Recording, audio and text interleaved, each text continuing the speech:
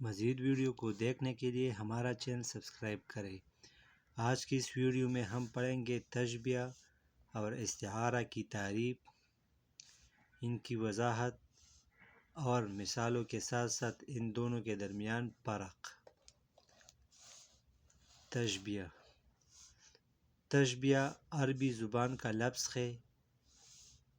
اس کے لغوی معنی مشابہت، تمثیل اور کسی چیز کو دوسری چیز کی مانند قرار دینا ہے۔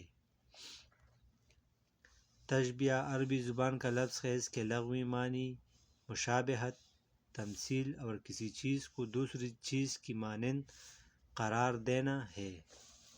اصطلاحی تعریف: علم بیان کے مطابق کسی چیز کو ایک یا ایک سے زائد یعنی زیادہ مشترک خصوصیات کی بنا پر دوسری چیز کی مانند قرار دینا تشبیہ کہلاتا ہے۔ علم بیان کے مطابق کسی چیز کو ایک یا ایک سے زائد مشترک خصوصیات کی بنا پر دوسری چیز کی مانند قرار دینا تشبیہ کہلاتا ہے۔ جیسے مجاہد نے شیر کی طرح دشمن پر حملہ کیا۔ اس مثال میں مجاہد کو شیر سے تشبیہ دی گئی ہے اور دونوں میں مشترک خصوصیت بہادری ہے۔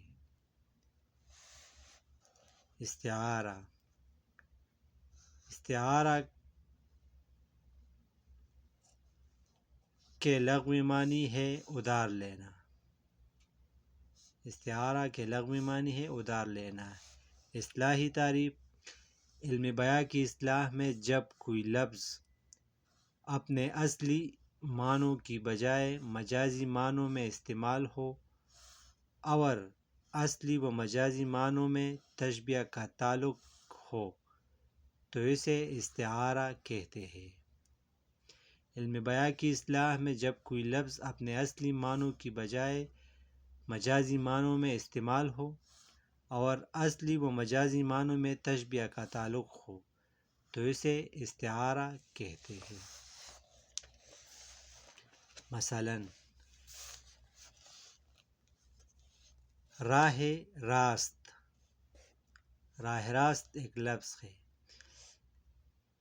راہ راست کا مطلب ہے سیدھا راستہ۔